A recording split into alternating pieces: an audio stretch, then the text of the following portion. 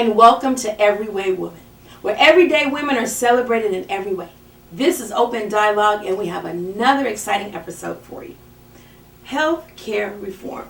It seems to be the buzzword across the country. But today we want to take it from a different angle. We have explored it in regards to, do we agree with the bill, do we not agree with the bill? But now that as the bill is unfolding and as it's moving through the House and the Senate, they're starting to peel back the pages. And I thought we'd talk about today one of the clauses that has been identified, and that is when a citizen files their income tax. If the bill passed, you will have to demonstrate that you paid into health care reform. What are your thoughts about that? Or not reform, excuse me, you paid into your health care. What are your thoughts about that? That's completely wrong, because people who don't have medical insurance, the reason that they don't have medical insurance is because they can't afford it. I don't know anybody who just goes on their own and just doesn't want to have medical insurance. So now they took the public option out. Mm-hmm. So now you're going to already tax people who already are low income and force them to buy into something that they probably don't have the money for to begin with.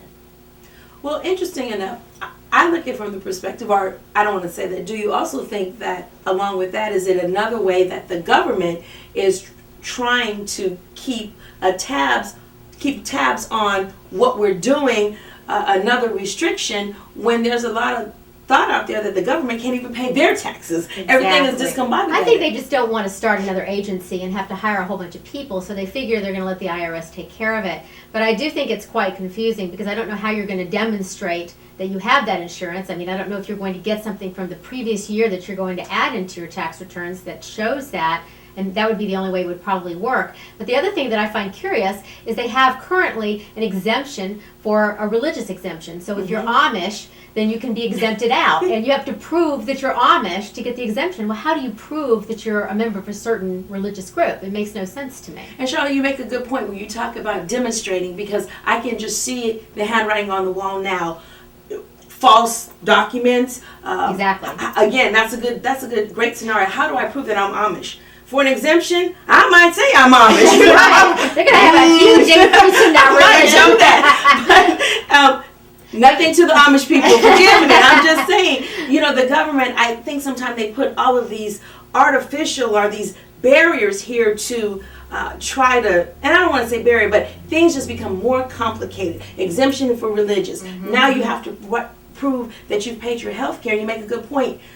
And if I don't have health care, what is the cost? The agency, that's a good thought process. You're correct that a lot of people just can't afford it, and that's why they don't have it. And what they probably should do is consider what they're doing in Japan, which is that you are required to have insurance, but if you don't pay into it, it's okay. It's just that by the time you get treatment, you have to make up those payments. So I think by the time you're really sick, you're pretty happy to go ahead and pay that money because you're sick and you want to get well. That's true. Well, as we're building on this, now that the bill went to the Senate, it's coming back.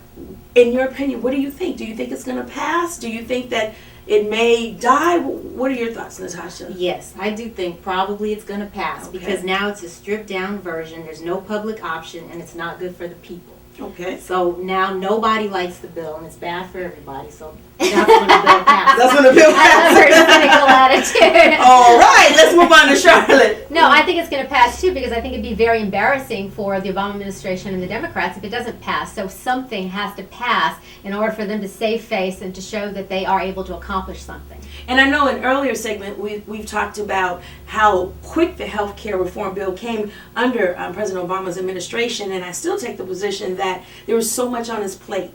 And I don't know for timing. I just think that something so critical and important as this being moved along so hurriedly, I don't think that we recognize or we know what the ramifications are going to be. Well, I don't understand why in this country, because Roosevelt was trying to get a health care bill. And we've been trying all this time to have universal health care or some kind of health care in this country, and it still has not passed. And that's because insurance companies and lobbyists all have the politicians in their pocket. Good point. You were going to say something? No, I totally agree with that. I think that, I mean, I personally support some sort of universal health care, and I would like a public option. So I think that's important, and you know, European countries have it, and I think that's something we should move towards. But I do think the bill is so stripped down now that I'm not sure it's really going to benefit anybody. No matter what your opinion is regarding the healthcare reform, we want you to have an opinion. Make sure that you're staying abreast and you're following what as it is moving through the legislative body.